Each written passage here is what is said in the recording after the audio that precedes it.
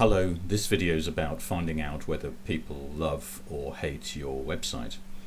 And the starting point is that you need to attach Google Analytics to your website. It's a free piece of software from Google. If you don't know how to do it, we can do it for you very quickly and at minimal cost. But it really is worth you understanding what people are doing when they arrive on your website and how much they love or hate the content that you're putting on there. So I'm actually in the audience overview here of Google Analytics for one of my websites. And the first thing that I would say is that you need to set up a spreadsheet. And the way that I do it is that I track the data from Google Analytics on a calendar monthly basis. So across the top we have the months of the year, and then down the side we have the data that we want to track. And I'll come back to that in a second. So you can see if I look at the top right area of Google Analytics, the default time that is set for the data that you're looking at is a month back from the date you're on now. So in this case 25th of June to 25th of July. But if I drop down this box, you can set the date to a custom range, and in this case I can go from the 1st of July to the 25th of July, and I can press apply and it'll show me the data for that particular range. So as I said, we're in here on the menu on the left, audience and overview, and this is showing me a number of different aggregated figures. So in terms of my spreadsheet, what I would want to be recording is first of all the number of overall sessions. I may or may not want to include the number of individual users. So some users have been on the site more than once in the period. I don't tend to look too much at number of page views overall, but this is an important metric in terms of people liking or not liking your website, and it's the pages per session. And in this case you can see for the period 1 July to 25th of July, the average number of pages per session was 1.42. Now this will vary according to your website and the kind of things that you have on there. For example, an e-commerce site is likely to be somewhat higher because people may well be looking at multiple products on the site. So you're going to have to take a view of your particular type of product or service and whether 1.42 pages per session is a reasonable average and represents delivering what people want on your website. In my own case, I'm happy with this, and I'll come back to this particular issue just in a moment and tell you why. The next important metric in understanding whether people like your website is this average session duration, and you can see for this period the figure is 1 minute 21 seconds. What it is important to bear in mind also is the dates involved. Now, according to your own type of business, you will see peaks and troughs in terms of traffic and user engagement, and this is certainly true of this website that we're looking at. The summer period tends to be a dip in terms of traffic and engagement, and the autumn and spring tends to be a peak. So I'd certainly bear that in mind when I'm looking at the data.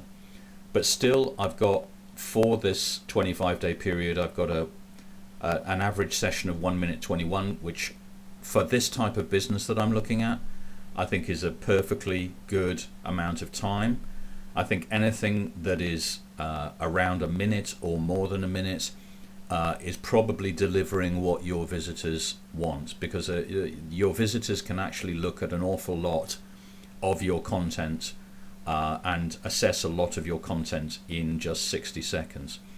If this average session duration was around 20 seconds, then I'd be much more concerned. I'd be thinking that you're not delivering a good user experience, and your users are not reacting well to your website content, and you really need to look again at it or talk to a professional about the content on your site and why it's not meeting the needs of your target audience. The next data to bear in mind is this bounce rate. Now, in my view, this is less important than it used to be, and the reason is that this actually measures the percentage of people overall who only looked at one of the pages on your website and then left. But in this day and age, particularly because of mobile devices and the way that websites are changing, what we're seeing is a lot more content on people's homepage, and therefore what you may well be doing is delivering everything that a consumer wants and delivering it to many of those people just on what you put on the homepage, in which case having a high bounce rate is not necessarily a problem or an issue. If you had a high bounce rate and a very low average pages per session, that would tell you a different story, as would if your overall pages per session for the period that you're looking at was very close to one page. But that's not the case here, and so I'm not too worried about it. And then the other thing to look at that tells you about how much people like or don't like your website is the new versus returning visitors, this graphic on the right hand side. And you can see for this period we've got 20.4% returning visitors and 79% new visitors, and I think that's quite a healthy ratio.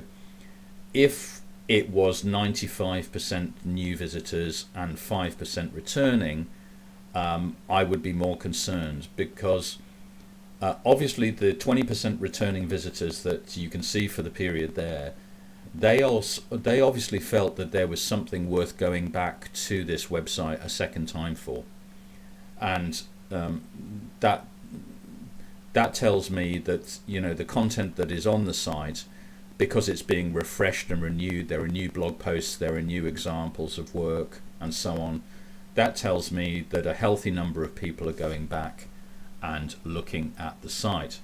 Now, if you want to drill down a little further into that particular statistic, you can go to the behavior tab here and down to new versus returning, and it'll load the data for just new versus returning visitors for, again, the period 1 July to 25th July. And just to make things interesting, again, I'll change the date range to the 1st of January to the 25th of July, so it gives us about a 7-month look at this. And if I look now at new visitors versus returning visitors, what I can see is the pages per session for new visitors, 1.4 for that 7-month period, and the pages per session being quite a lot higher for returning visitors. So that tells me that people who are returning to the site are actually spending, looking at more and spending longer there.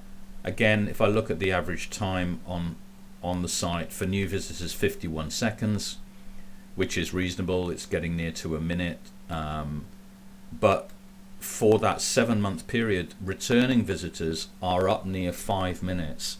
So that's producing some very good engagement figures for people who are coming back to the site. Okay, very quickly, one other thing to show you. It is under the actually two things to show you. If I go to the acquisition and overview, I just want to show you here that you can look at these 4 areas of how traffic got to your site independently. So something that I do is I look at the organic search, because if people found you on organic search, in my view, that's probably the most important route to your website from the internet. And what I'm going to look at is this first line here, not provided, and this is where Google hides the actual keywords that drove people to your site. But this is, as you can see, this is the biggest single figure that of people that came to the site in this period. And what I want to look at particularly is pages per session. So people who came to this website from Google organic search results spent an average of 2 minutes and 2 seconds on the site, which I think is a very healthy time. They looked at 2.02 pages per visit, which is interesting. It means there are 2 pages that seem to get most of the traffic that people look at, and they spent nearly 2 minutes on the site looking at content. And then if I go down in the menu here to behavior and overview, and behavior flow, what I'll see is that most people spent time on the this actually shows you the flow of people into the site.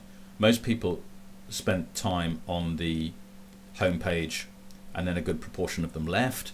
That's because I have a lot of content on the home page, and in many cases that's all people need to look at in order to get what they want. But then it shows me also that the largest number of people who looked at a second page looked at the prices page first, and then the next largest number looked at the web design and build page, and the third largest number looked at the training page after the home page. So that shows me what people are looking at, what people are most interested in, and it tells me where I should be thinking about in terms of developing the website going forward. So the home page, the prices page, the web design and build examples page, and the training page. Yes, people are looking at other pages, but those are the pages that are getting the majority of hits, and therefore that's what tells me what people are most interested in looking at. So there we are. Those are some of the quick ways that Google Analytics can tell you whether people love or hate your website. As I say, if you want help in setting it up on your site, we'd be very happy to talk to you.